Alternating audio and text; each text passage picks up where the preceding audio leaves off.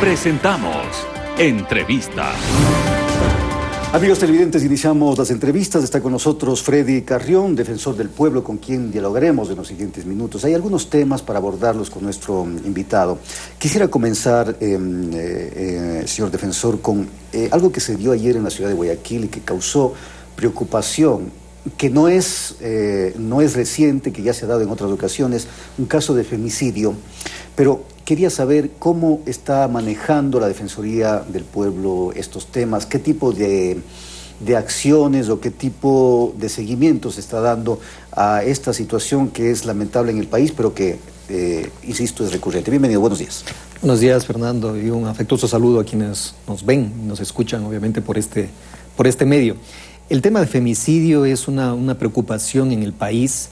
Estamos hablando de cada 3 días se produce un femicidio y esa es una cifra muy alarmante, Fernando, que obviamente preocupa al país en general. Es una cifra muy alta. Es una cifra muy alta, claro, y esa es una cifra muy alta y lo que de una otra manera representa o significa de que obviamente vivimos en tiempos muy violentos, de violencia intrafamiliar, de violencia contra la mujer. Por el hecho de ser mujer se cometen una serie de atentados y violaciones. Femicidio se entiende un acto de violencia por parte del cónyuge hacia la mujer con muerte.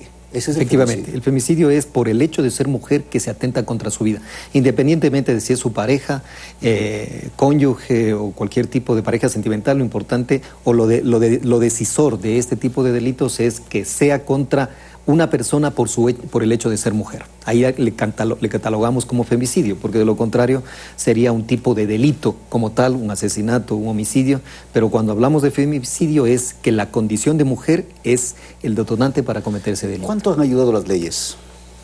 Bueno, yo creo que en el país el avance en la protección de la mujer y la familia ha sido muy importante a nivel nacional, con los grupos feministas que de una u otra manera han visibilizado este problema nacional de violencia intrafamiliar, porque como usted sabe, la violencia intrafamiliar, en el caso de las mujeres, a veces se da, y en la mayoría de los casos, en el ambiente familiar, en las relaciones de pareja, en un entorno muy, muy cercano.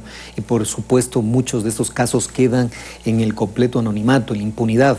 Y creo que uno de los papeles fundamentales, en esto sí hay que hacer claro, de los organismos o sobre todo de los grupos y colectivos feministas, ha sido transparentar, visibilizar un problema de salud, un problema público respecto de la violencia de la mujer. Y en esa línea, ¿cuál es la gestión que realiza la Defensoría del Pueblo? Como Defensoría del Pueblo, sobre todo como Institución Nacional de Derechos Humanos, es nuestra obligación respecto del tema de la ley de violencia y de la ley de prevención y de erradicación de la violencia contra la mujer. Se encuentra recientemente publicada aquella ley y creo que el objetivo de la Defensoría del Pueblo es iniciar con una serie de mecanismos que nos permitan primero la prevención, la educación a la colectividad respecto de este gran flagelo que acosa a los ecuatorianos, y de esa manera también, junto con los organismos de justicia, los organismos que administran justicia, la Judicatura, la Fiscalía, el Ministerio del Interior, es decir, todos los organismos que tienen que ver con seguridad y administración de justicia, establecer políticas que vayan en la prevención y en la erradicación de la violencia contra la mujer. En el caso de que, porque ayer se dio, en lo que pudimos ver en Guayaquil, se dio el hecho de que ya la mujer que murió había sido amenazada.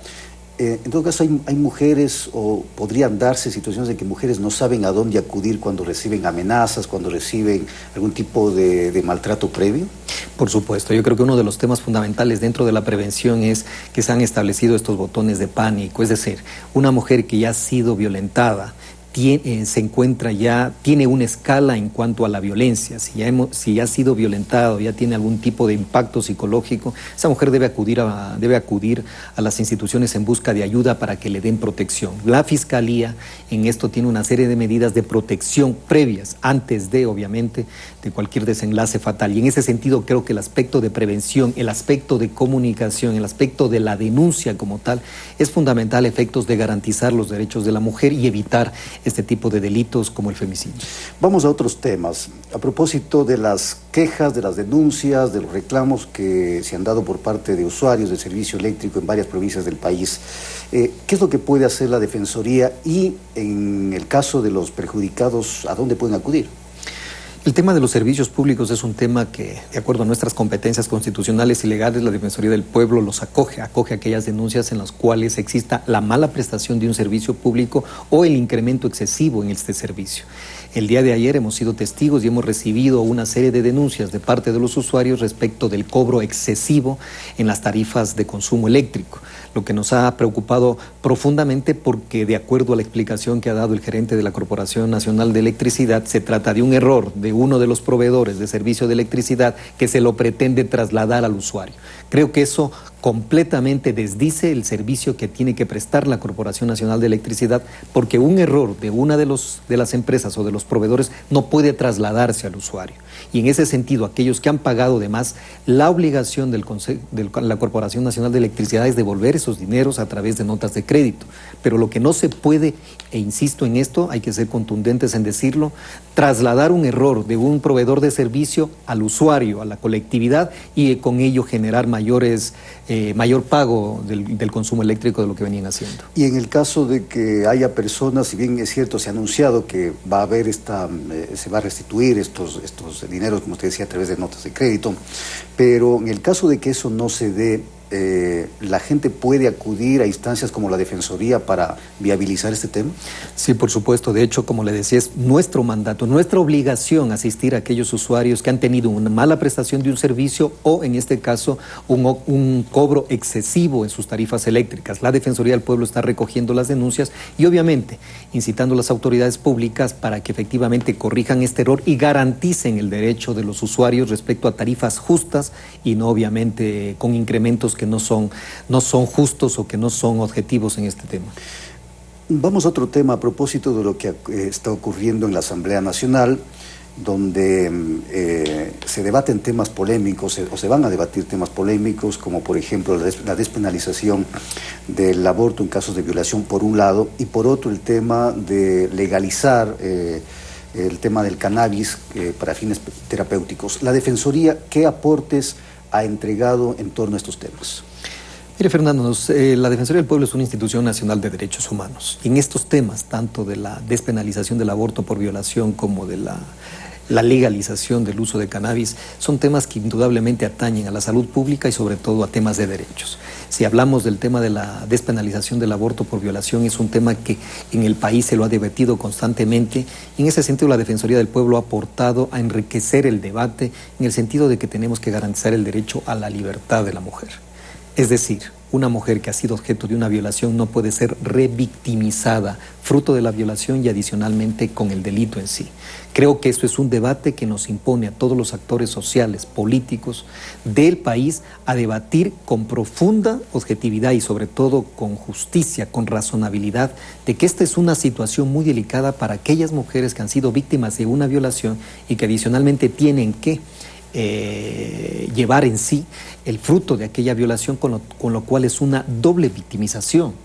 En ese sentido, creo que el Estado como tal debe garantizarle a la mujer su derecho a elegir. No estamos decidiendo de que se está atentando contra una vida, sino el derecho a elegir, que ese es un derecho, o eso es una libertad que debe ser reconocida a la mujer, porque obviamente no se la puede criminalizar por una situación en la que ella es víctima al haber sido sujeto de una violación.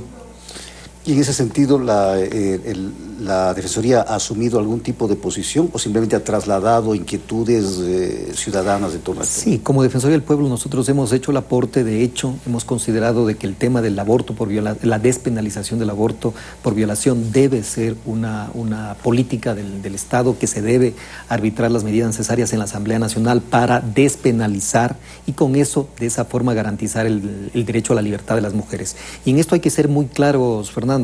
El aborto, cuando es fruto de violación, lo que estamos permitiendo en el país es que se hagan abortos ilegales, que se pone en riesgo la seguridad de la mujer, que a veces a través de estos abortos en clínicas clandestinas lo único que se consigue es generar mayor problema de salud o afectar el derecho de la salud de las mujeres. Y en ese sentido, como digo e insisto, este es un tema de política pública, de salud pública, en el que se exige, y de parte de la Defensoría del Pueblo así lo hemos manifestado, la despenalización del aborto por violación. Gracias a Freddy Carrión, defensor del pueblo. Vamos a hacer una pausa en Telegrama Noticias. Al volver, Javier estará entrevistando al ingeniero Leonardo Núñez, director de la Escuela de Minas de la Universidad de la SUAY, a propósito de la minería responsable y sustentable. No se vayan, ya volvemos.